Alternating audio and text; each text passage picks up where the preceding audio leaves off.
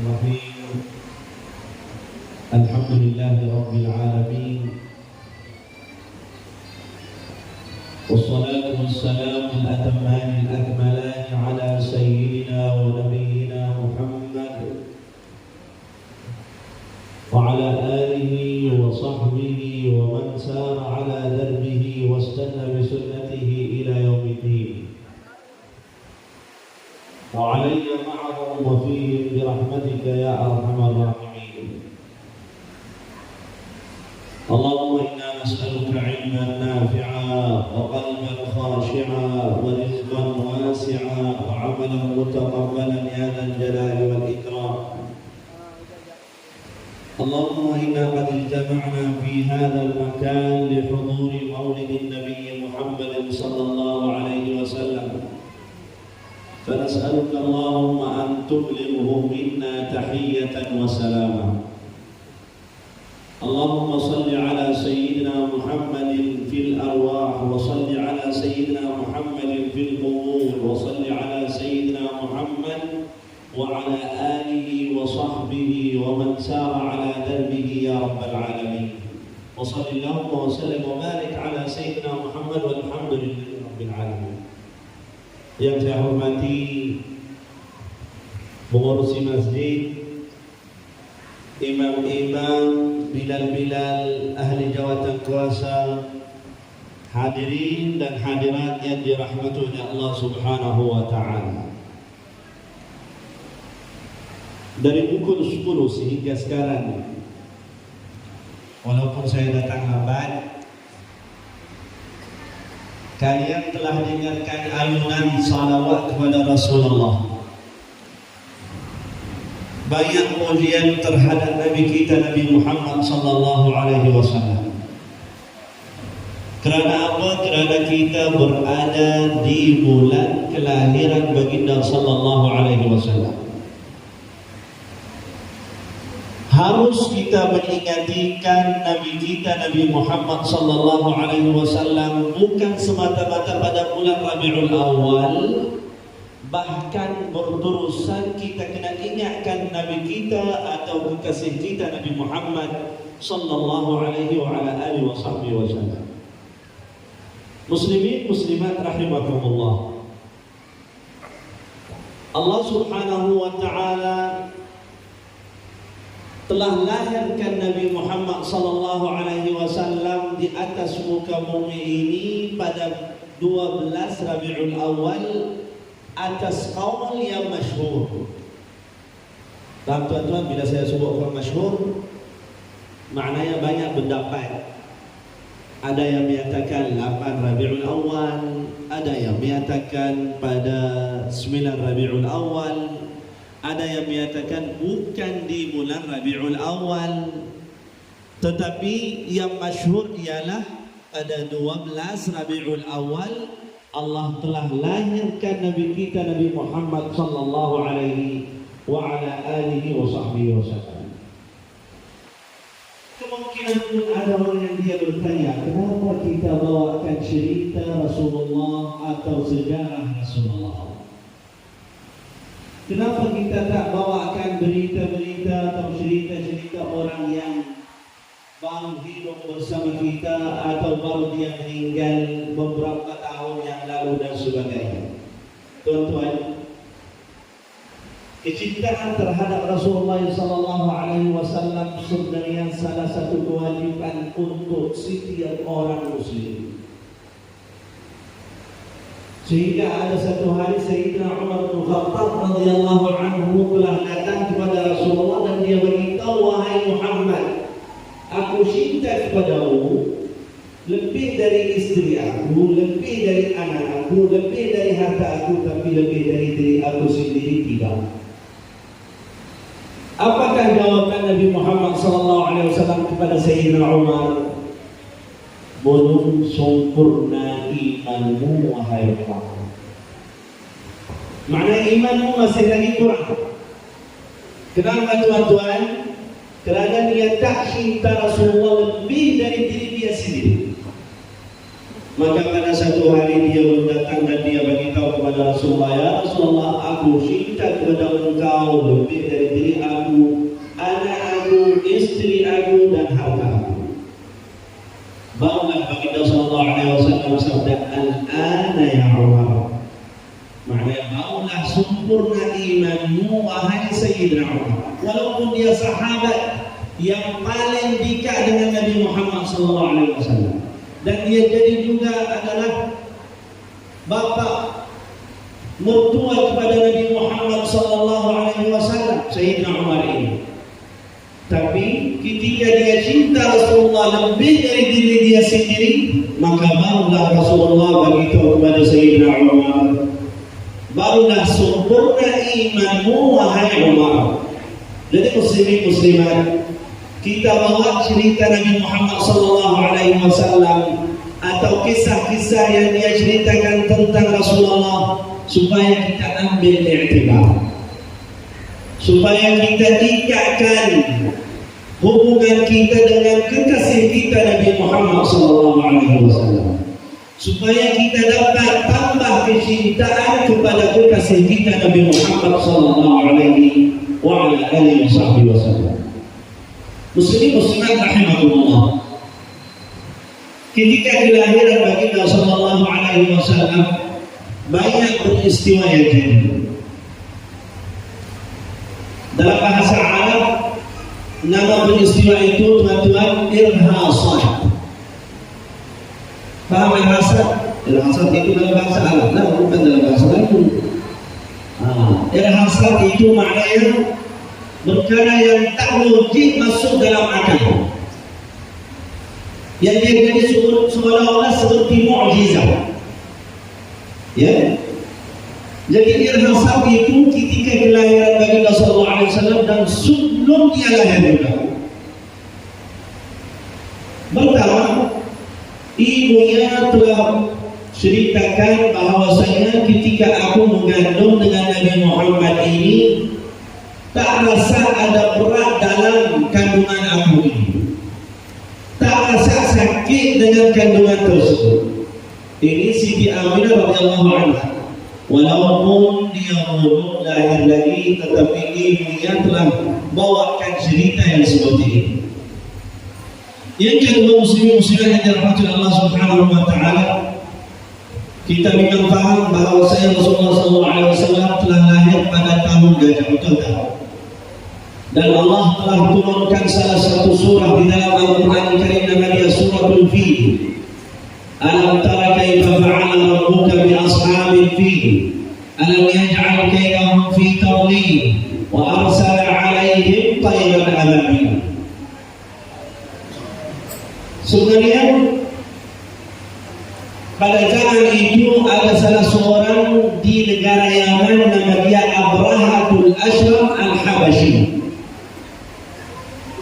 Abrahah ini tuan-tuan, dia dari Ahbash. Mana orang yang bukan dia hitam, lepas orang pada dia garam sekali. Itulah kita panggilkan mereka dekat sana Ahbash. Jadi tuan-tuan, Abrahah ini dia telah membuatkan istana yang besar sekali di kota sana. Tetapi ketika dia buatkan ini, dia buatkan dari zumrud, maknanya barang yang berharga sekali. Dan dia ingin bahawasanya kalau aku sudah siapkan dia tempat ini, saya akan panggil dia Ka'bah. Dan saya akan pergi hancurkan Ka'bah yang ada di kota Makkah. Sebab setelah dia telah membinakan rumah itu atau istana itu tuan-tuan, kebetulan tak ada orang yang datang haji di tempat itu. Mereka tahu itu bukan rumah Allah, itu rumah Abrahatul Ashraf. Jadi ada salah seorang dari Bani Lu'ay, baru dia pulang dari haji. Tuan-tuan, haji ini bukan di zaman Nabi Muhammad SAW saja. haji ini kebetulan sebelum Allah wujudkan Nabi Adam, malaikat pun pernah haji di rumah Allah Subhanahu wa taala. Bukan manusia saja tuan-tuan, malaikat sebelum Allah wujudkan Nabi Adam, malaikat pernah haji di rumah Allah Subhanahu wa taala. Setelah itu baginda sallallahu alaihi wasallam sabda, setelah rasul atau setiap rasul pernah datang untuk menunaikan haji di rumah ini, bukan hanya Rasulullah. Jadi tuan-tuan, Abrahah ini dia memang bila dia dengarkan bahawasanya ada satu orang dari Bani Lu'ay itu baru dia datang ke San'a untuk nak tengok rumah Abrahah ini, dia buat apa itu lelaki itu? Dia pergi buang air besar di mana dekat rumah itu. Orang buat untuk ibadah, tapi tiba-tiba Bani Lu'ay ini dia datang berak di situ tuan-tuan. Abrahah itu lagi marah. Maka terus dia ada keputusan bahawasanya kami akan pergi untuk hapuskan atau rubuhkan rumah Allah Subhanahu wa taala yang berada di kota Makkah. Tuan-tuan, penghuni Makkah itu ketika mereka dengar bahawasanya Abrahah itu sudah dekat, semua naik atas bukit. Termasuklah datuk Nabi Muhammad sallallahu alaihi wasallam Abdul Muttalib. Dia tinggalkan untanya dan dia naik bukit untuk selamatkan diri dia sendiri. Tapi Abrahah ini telah tahan 200 unta hak kepada Abdul Muttalib itu tuan-tuan, supaya dia dapatkan orang yang dialog dengan dia, yang cakap dengan dia tuan-tuan. Jadi apa yang berlaku ketika Abdul Muttalib telah berjumpa sama Abrahah? Apa yang Abdul Muttalib jawabkan kepada Abrahah? Aku sebenarnya minta tuan kepada unta-unta aku saja. Saya tidak unta saya saja. Tetapi Ka'bah ini, rumah ini, dia ada Tuhan. Tuhan itulah dia akan memeliharakan dia dari engkau wahai Abrahah. Maknanya Abdul Muttalib dia ada yakin bahawasanya Allah itu ada dan Allah akan selamatkan rumah ini dari Abrahah. Jadi tuan-tuan, apa yang berlaku? Abrahah itu bila dia menghampirikan rumah Allah Subhanahu wa taala sudah dekat, maka gajah itu pun dia tak boleh jalan. Terus dia nak balik. Ya, sehingga Allah turunkan kepada mereka tayran ababil, burung ababil. Ada satu riwayat batu yang diambil itu atau yang burung itu ambil tuan-tuan, sebenarnya dia dari api neraka. Bila dia jatuhkan batu tersebut, dia akan jatuh dari kepala orang dan keluarkan dari dubur mereka. Semua meninggal, semua mati. Jadi ini salah satu mukjizat. Ada dalam sebuah kitab menyatakan kenapa Allah Subhanahu wa taala telah buatkan balasan yang seperti ini terhadap Abrahah dan tenteranya. Pertama, kerana dia nak hancurkan rumah Allah Subhanahu wa taala. Yang kedua, kebetulan dia sudah ada keinginan nak tahankan semua perempuan yang ada di sana dan jadikan mereka adalah sebagai hamba kepada dia. Maknanya Nabi Muhammad akan jadi hamba nanti.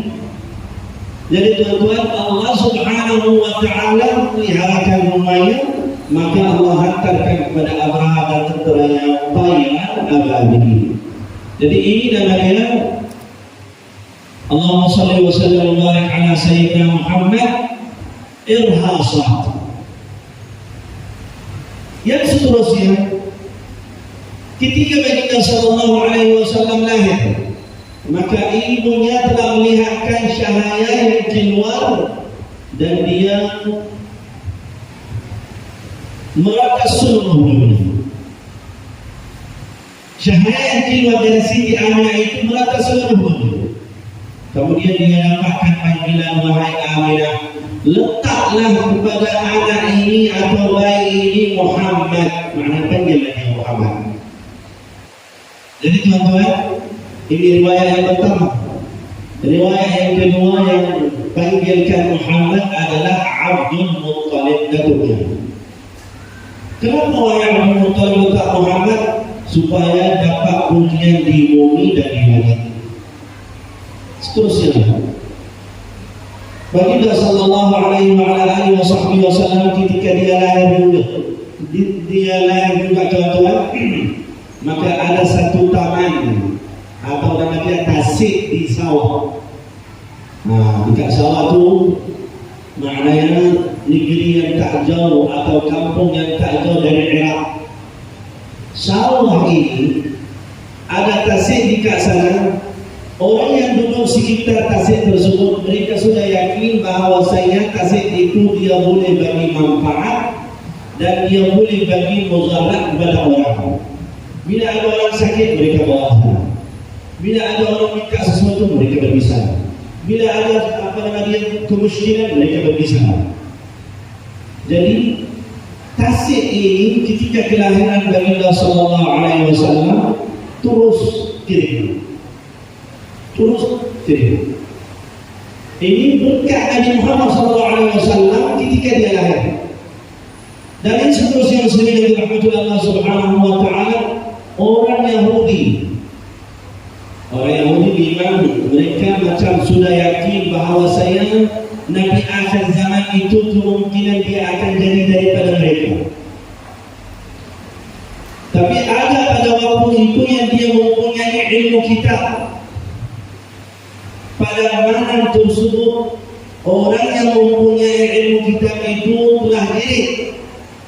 Wahai orang Yahud, sesungguhnya Allah telah lahirkan Nabi akhir zaman, tetapi bukan dari golongan kami.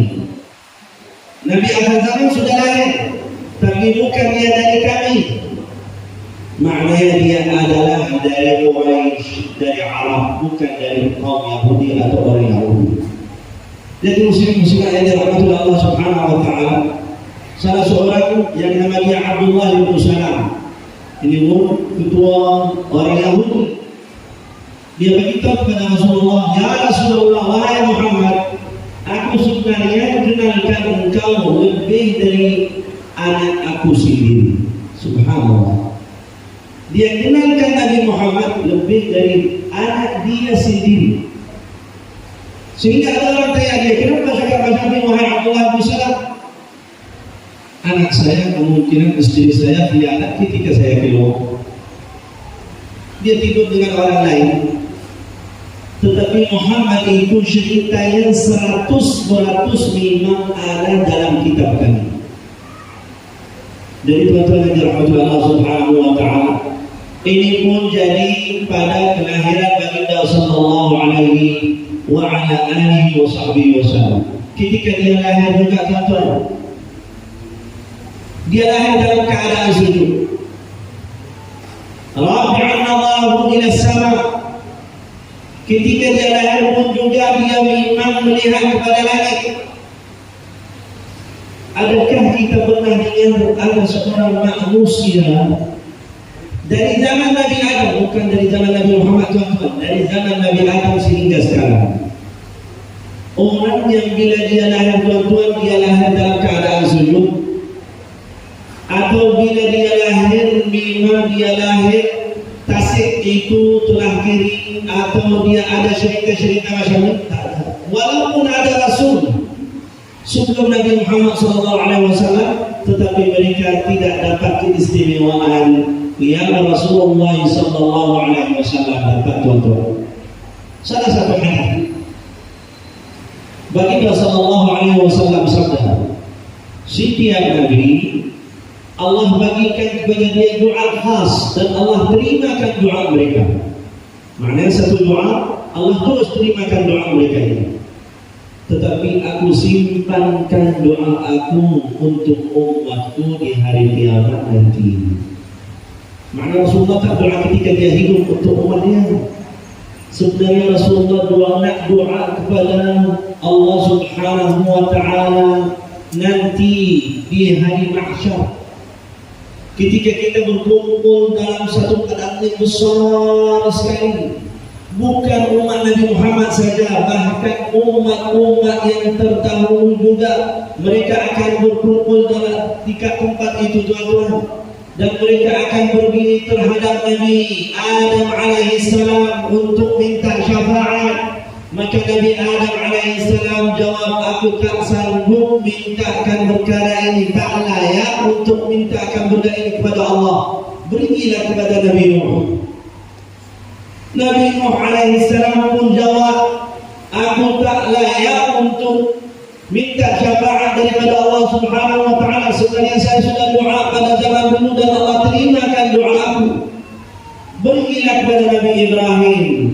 Nabi Ibrahim pun jawab jawaban yang sama. Berilah kepada Nabi Musa.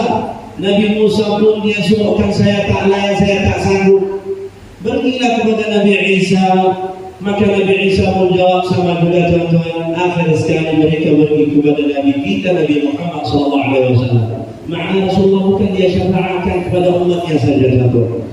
Bahkan umat Nabi Adam, Nabi Ibrahim, Nabi Nuh, Nabi Isa, Nabi Musa, semua nabi-nabi yang terdahulu, dia pun akan syafaatkan kepada mereka. Subhanallah.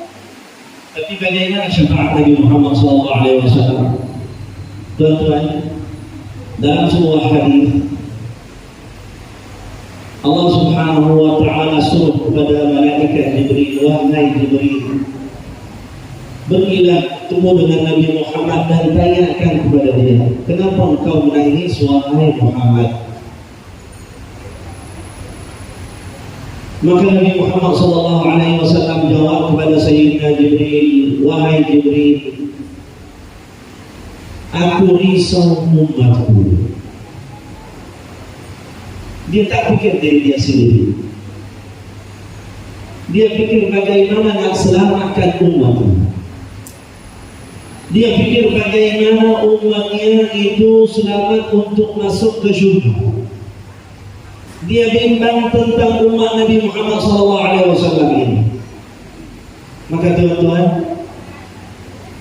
Jibril alaihissalam dia beritahu kepada Rasulullah SAW, irfa' ra'sak, angkatlah kepalamu wahai Muhammad, wasal tu'ta, mintalah apa saja Allah akan berikan kepada engkau wahai Muhammad, washfa' tushfa', dan apabila kamu minta syafaat, maka Allah akan bagikan syafaat itu kepada engkau wahai Nabi Muhammad. Tuan-tuan, Nabi Muhammad ini dia akan syafaatkan kepada kami semua nanti. Saya rasa tak ada dari kita ini yang dia kata saya hidup dalam dunia ini memang tak buat salah. Saya rasa tak ada orang dari kita ini yang menyatakan saya ini hidup dari umur saya 15 tahun sehingga kini tak melakukan dosa. Tetapi kalau kita ada hubungan baik di antara kita dan Nabi Muhammad SAW, dan hubungan baik juga di antara kita dan Allah Subhanahu wa taala, mudah-mudahan itulah yang akan syafaatkan kepada kami nanti di hari kiamat. Tuan-tuan, tujuan kita pada hari ini datang ke masjid yang mulia ini, tunggu dari pukul 10 sehingga sekarang, untuk kita mengingatkan Nabi Muhammad SAW.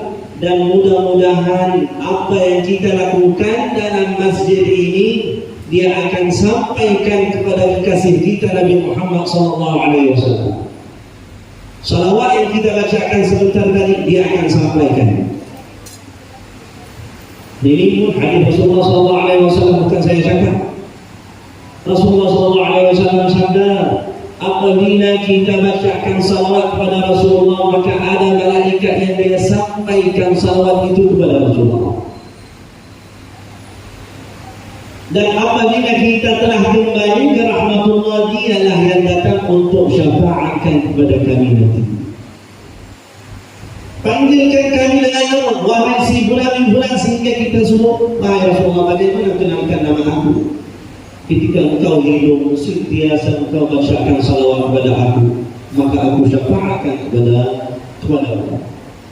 Jadi tuan-tuan, alangkah baiknya kalau kita memang sentiasa buatkan amal yang baik atau saham untuk hari akhirat nanti. Jadi tuan-tuan yang dirahmati Allah Subhanahu wa taala, syafaat Nabi Muhammad sallallahu alaihi wasallam terhadap umatnya ini dalam sebuah hadis. Ini berkenaan dengan Nabi Musa alaihissalam.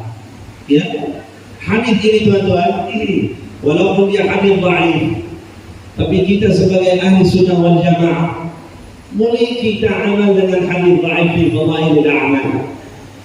Ya, Nabi Musa alaihissalam pada satu hari dia lihat dalam Al-Lauhul Mahfuz satu kaum yang mana mereka melakukan satu kebaikan digandakan oleh Allah Subhanahu wa taala sehingga dia jadi sebanyak 700 kali ganda. Dia minta, ya Allah, jadikanlah itu kaum aku.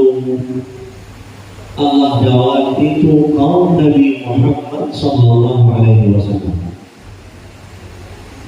Ya Allah, aku dapat dalam Al-Lauhul Mahfuz satu kaum yang mana mereka niat, bukan buat tuan-tuan, niat saja untuk buat kebaikan, tapi dia dapat halangan ketika dia nak buatkan kebaikan itu.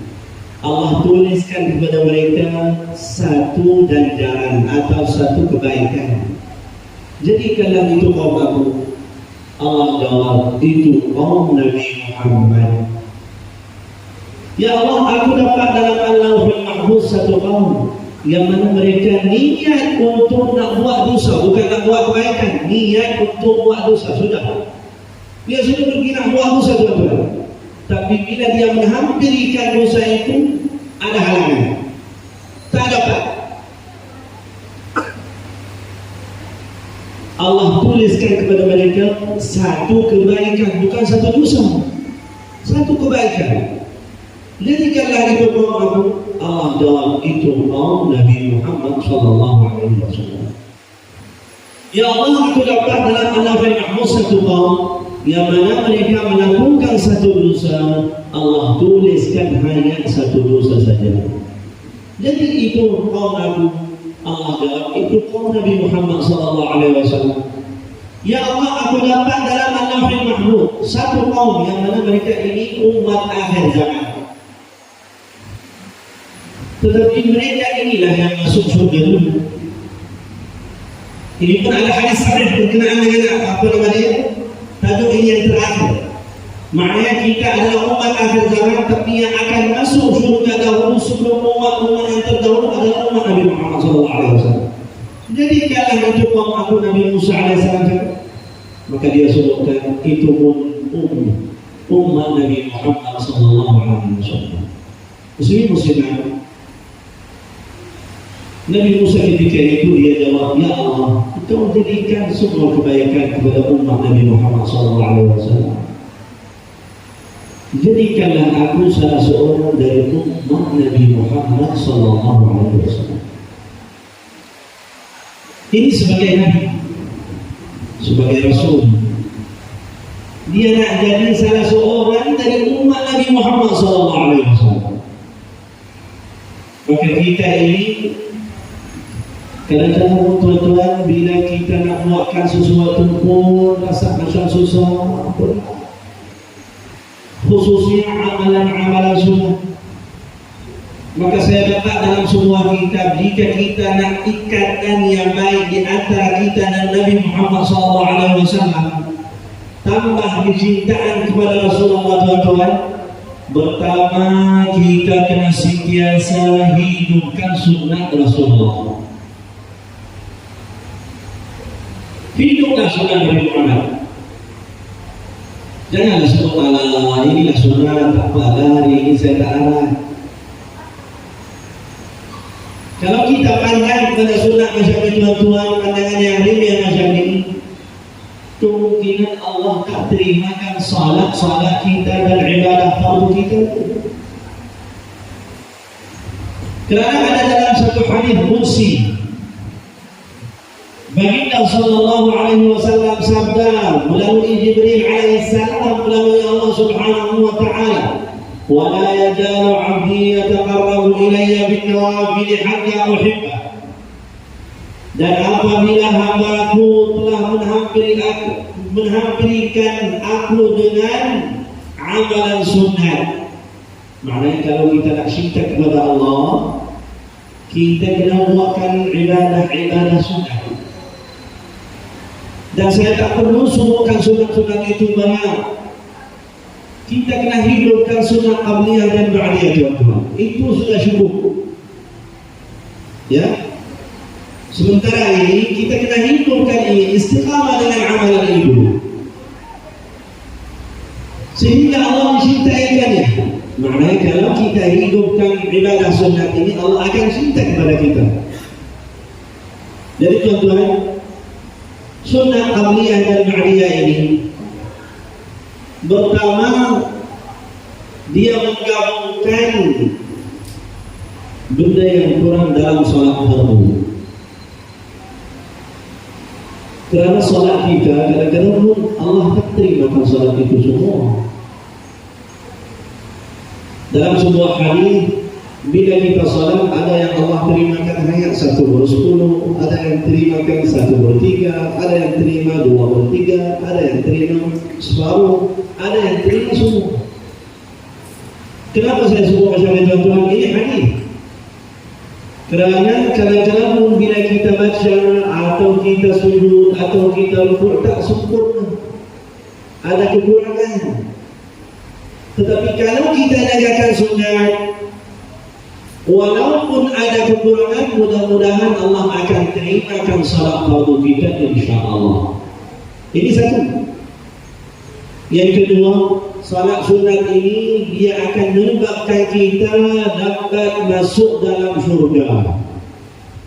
Kerana Baginda sallallahu alaihi wasallam sabda, barang siapa yang dia jaga pada satu hari satu malam sebanyak 12 rakaat. 12 rakaat dia, tuan-tuan, maknanya qabliyah dan ba'diyah, maka Allah akan membinakan kepadanya satu rumah di syurga. Dan hadis yang seterusnya berkenaan dengan salat sunat, salat subuh. Tuan-tuan, walaupun ada dari kita ini, tapi saya rasa tak ada dalam majlis ini, insya-Allah. Orang yang bangun sunat salat subuh pada pukul 7 atau pada pukul 7:30 atau pada pukul 8, saya mohon maaf. Saya rasa insya-Allah tak ada. Betul tak? Rasulullah SAW sabda dalam sebuah hadis, 2 rakaat sebelum salat subuh lebih baik dari dunia dan isi. Maknanya kalau kita mau bangun pada pukul 7, janganlah salat subuh 2 rakaat. Semayanglah sebelum salat subuh itu 2 rakaat, walaupun kita sudah lewat. Jangan kita semayang 2 rakaat untuk salat subuh, biarkan sunat. Kecuali apa-apa, kalau waktu itu sudah memang nak keluar, ada lagi hanya untuk salat subuh saja, kita kena semayang salat subuh secara tunai, kemudian selepas salat subuh baru kita semayang sunat salat subuh qadaan. Ini sunat yang wajib bagi saya lah. Wajib kita kena jaga. Ya. Yang kedua, Baginda sallallahu alaihi wasallam sabda, barang siapa yang sembahyang 4 rakaat sebelum salat zuhur dan 4 rakaat selepas salat zuhur, Allah akan haramkan jasadnya dari api neraka.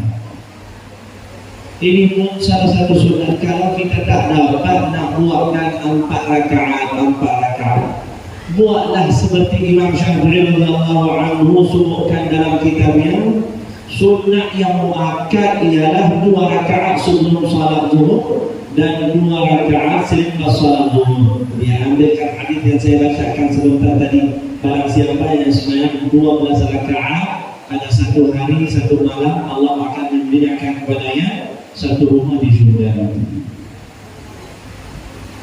Untuk salat asar, adakah ada sunnah yang muakkad atau yang ditutukan? Tak ada. Tapi ada hadis. Baginda sallallahu alaihi wasallam bersabda, semoga Allah merahmati orang yang sembahyang 4 rakaat sebelum salat asar. Maknanya sembahyanglah sebelum salat asar walaupun dia bukan sunnah muakkad. Salat maghrib 2 rakaat selepas salat maghrib itu sunnah muakkad. Salat isya 2 rakaat selepas salat isya itu sunnah muakkad.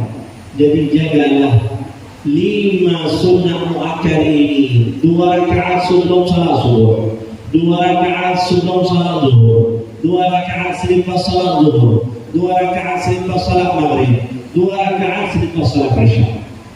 Jika kita jagakan ini tiap-tiap hari, tuan-tuan yang dirahmati oleh Allah Subhanahu wa taala, maka Allah akan mencintai kepada kita insya-Allah. Ini hadis Muslim. Yang kedua, untuk kita tambah kecintaan kepada Rasulullah SAW, bacalah sejarah Rasulullah. Saya ini bukan orang baru. Saya sebenarnya orang Arab. Tuan-tuan, saya hidup di negara Arab itu sebanyak 25 tahun. Bila saya cakap semua paham saya ini bela lagi. Betul tak? Jadi tuan-tuan, saya dengar bahawasanya kalau tak kenal tak cinta. Ini dalam bahasa Melayu. Kalau tak kenal tak cinta. Maknanya kenalkan dulu. Bagaimana kita kenal Nabi Muhammad SAW? Bacalah sejarah. Bila kita bacakan sejarah Rasulullah SAW, barulah kita akan rasa ada kecintaan kepada Rasulullah. Ya. Tetapi kalau kita tak baca sejarah Rasulullah, macam mana kita nak cinta kepada Nabi Muhammad SAW? Bacalah sejarah Rasulullah, bagaimana dia sampaikan agama Islam kepada kita ini. Bagaimana dia ikatkan perutnya dengan batu. Bagaimana Rasulullah SAW boleh dia hidup 2 bulan berterusan tidak ada gandum dalam rumahnya. Tak ada api yang membakarkan makanan di dalam rumahnya. Hanya dia makan air, minum air dan makan kurma saja. Kita ini lain. Zaman yang moden ini dan yang muda, tuan-tuan, ada dari kita ini yang sanggup kalau dia ingin nak makan ikan asam pedas. Betul tak? Pernah saya ada orang yang dia kata, Ustaz, boleh teman saya nak pergi ke mana? Oh, untuk nak pergi makan ikan pedas dekat sana, asam pedas dan kalau kita balik. Saya pun ikut. Bila saya kira tuan-tuan 2 jam setengah pergi, 2 jam setengah balik. Hanya untuk puaskan nafsu makan. Bahkan Rasulullah dia memang 2 bulan berterusan hanya makan kurma dengan air saja. Tetapi dia sebenarnya nak sampaikan kepada kami agama Islam ini. Jadi tuan-tuan yang dirahmati Allah Subhanahu wa taala, bacalah sejarah Rasulullah. Saya nak ambilkan beberapa kisah tentang baginda sallallahu alaihi wa ala alihi wa sahbihi wasallam. Saya belum masuk tadi yang 10 saya dah tak apalah. Jadi insya-Allah kita akan ringkaskan kisah ini tuan-tuan. Cerita ini sebenarnya berkenaan dengan salah seorang sahabat, tetapi sahabat ini adalah perempuan tuan-tuan. Nama dia Ummi Imarah. Nama dia Siti Nusaybah. Siti Nusaybah ini tuan-tuan, pada peperangan Uhud, tugasannya sebenarnya dia membalutkan orang yang ada luka atau sakit. Dia bagi balutan lah. Tapi bila dia nampak Rasulullah SAW ketika Khalid bin Walid dia telah pusing dan dia naik atas bukit rumah itu. Orang yang pergi haji atau umrah memang akan ada otomatis yang bagi tahu kepada mereka di mana bukit itu. Ya, Khalid bin Walid dia telah pusing di situ dan dia memang bagi kekalahan yang besar terhadap kaum muslimin. Sehingga Rasulullah SAW pada hari itu dia memang kusratul ba'iyatuh, giginya telah patah.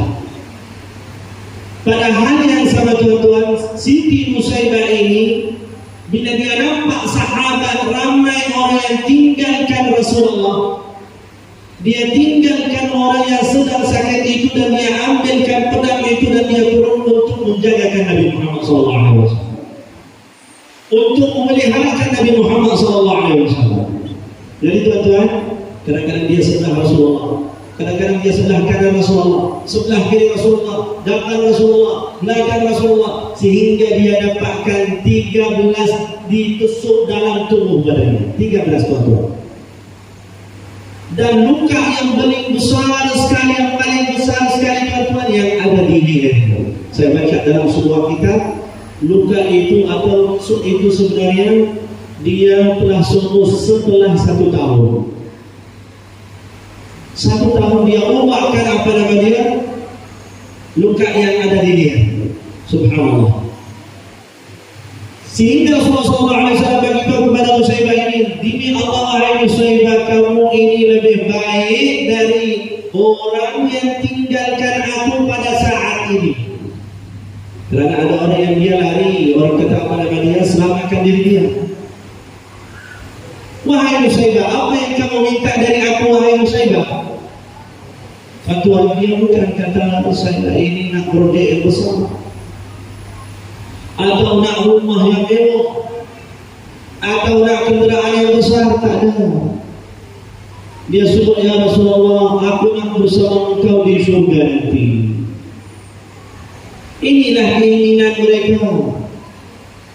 Yang didikkan mereka ini adalah Nabi kita Nabi Muhammad SAW untuk mencintai kepada Rasulullah, dan mereka ingin hanya nak syurga saja. Jadi tuan-tuan, ini salah satu asbab untuk kita mencintai kepada Rasulullah bila kita bacakan sejarah Nabi Muhammad SAW. Yang terakhir saya nak ringkaskan. Ini sudah 3 minit sudah habis. Baik. Di sini muslimin yang dirahmati Allah Subhanahu wa taala, jika kita nak dapat kecintaan kepada Rasulullah, banyaklah salawat kepada Rasulullah sallallahu alaihi wasallam. Tuan-tuan, bila saya sebutkan Rasulullah, saya minta sama kalian kena sebut Allahumma salli wa sallim wa barik alaihi wa ala alihi. Ya, kalau tak baca salawatullah alaihi atau Allahumma salli alaihi, kemungkinan kita akan masuk dalam golongan orang bakhil, orang kibir. Kerana ada sebuah hadis, orang bakhil, orang kibir, yang mana wahai Rasulullah, yang mana bila disuruhkan nama aku tetapi dia tak balas salawat kepada aku. Maknanya bila kita dengarkan khatib berada di atas mimbar dan dia bacakan salawat kepada Rasulullah, harus kita kena bacakan salawat kepada Rasulullah balik. Bila ada orang yang dia sampaikan khutbah atau tazkirah atau apa saja tapi suruh nama Muhammad, terus kita kena salawat kepada Rasulullah SAW balik, supaya kita tak jadi orang bakhil. Bukan orang bakhil orang yang tak ada dinar dan dirham. Orang bakhil juga yang bila dia suruhkan nama Nabi Muhammad tapi dia tak balas Allahumma salli wa sallim wa barik alaihi. Salah satu hadis saya nak sampaikan hadis ini supaya kita amalkan. Baginda sallallahu alaihi wasallam sabda, barang siapa yang baca salawat kepada aku pada waktu pagi 10 kali, tentu 10 kali je, dan pada waktu malam 10 kali. Maknanya 20 kali dalam satu hari satu malam.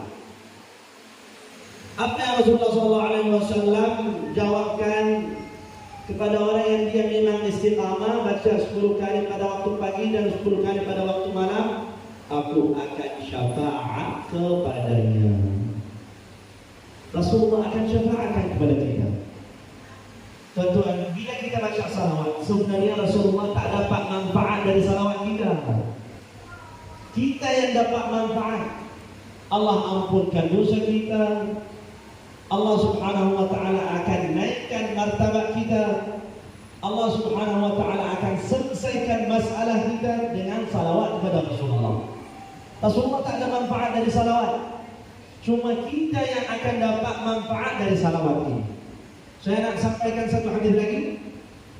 Pada satu hari ada salah seorang sahabat, dia beritahu kepada Rasulullah, ya Rasulullah, saya ini nak ambilkan 1/3 dari waktu aku hanya salawat kepada engkau. 1/3 berapa tuan-tuan? Siapa yang jawab cepat dia dapat RM5. 8 jam. 8 jam dia baca salawat kepada Rasulullah. Apa yang Rasulullah jawab? Itu baik, tapi kalau tambah lagi baik. Sahabat itu dia sebutkan, ya Rasulullah, kalau tambah lagi baik, saya akan jadi separuh dari waktu aku hanya salawat kepada engkau. Rasulullah jawab, itu baik, tapi kalau tambah lagi baik. Sahabat itu dia jawab, ya Rasulullah, saya nak jadi 2/3 dari waktu aku salawat kepada engkau. Rasulullah SAW jawab, itu baik, tapi kalau tambah lagi baik. 2/3 tuan-tuan, bukan sikit. Kita ini kalau Allahumma shalli ala sayyidina Muhammad, bukankan handphone ini tuan-tuan, nak tengok video yang tak bermanfaat atau nak main game, boleh 2 jam berterusan, insya-Allah boleh. Sehingga pun tak sempat nak minum air. Kalau main game atau tengokkan video yang tak bermanfaat. Tapi cuma satu hari kita ambilkan video-video yang ada di dalamnya salawat kepada Rasulullah atau ilmu yang bermanfaat. Saya selalu dengar, apalah saya tukar lain. Tapi ini sudah 2/3 tuan-tuan. Rasulullah SAW sabda, itu baik, tapi kalau tambah lagi baik. Akhir sekali sahabat itu dia kata, ya Rasulullah, aku nak jadi waktu aku semua salawat kepada engkau. Apa jawaban Nabi Muhammad? Tidak, sesungguhnya Allah akan menyelesaikan semua masalahmu, tumpahmu, kesempitan yang ada di dalam hati dihapuskan oleh Allah Subhanahu wa taala. Ya. Wa yughfaru lahu, dan Allah akan ampunkan dosa-mu. Ini bila kita baca salawat. Jadi tuan-tuan, kalau kita nak memang tambah kecintaan kepada Rasulullah, kita kena banyakkan salawat kepada Rasulullah. Saya rasa memang ramai yang dia bacakan setiap hari itu sebanyak 20 salawat kepada Rasulullah. Seperti yang saya sebutkan sebentar tadi, hadis Rasulullah SAW. Bacalah 10 kali pada waktu pagi dan bacalah 10 kali pada waktu malam. Inilah paling kurang. Tapi ada dari kita yang dia sampai 1000, ada yang dia sampai 5,000, ada yang dia sampai 10.000 dalam satu hari satu malam. Maka kita doa semoga mereka ini istiqamah, dan semoga Allah Subhanahu wa taala akan memelihara kita dari semua atau segala bencana, insyaallah, dan semoga Nabi Muhammad SAW akan syafaatkan kepada kami pada hari kiamat nanti, insyaallah. Bismillahirrahmanirrahim. Alhamdulillah, wassalatu wassalamu ala Rasulillah ala alihi wa sahbihi wa man wala. Rabbana fa'alna 'alamtana wa bi'ilmina alladhi yanfa'una wa bi'ilmina wa barakatana wa qarabatina fi dinina ma'ahdi kulli umda wa dhakar.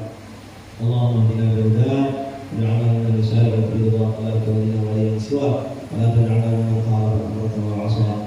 Hasbunallahu wa ni'mal wakeel wa la hawla wa la quwwata illa billah. Sallallahu alaihi wa sallam.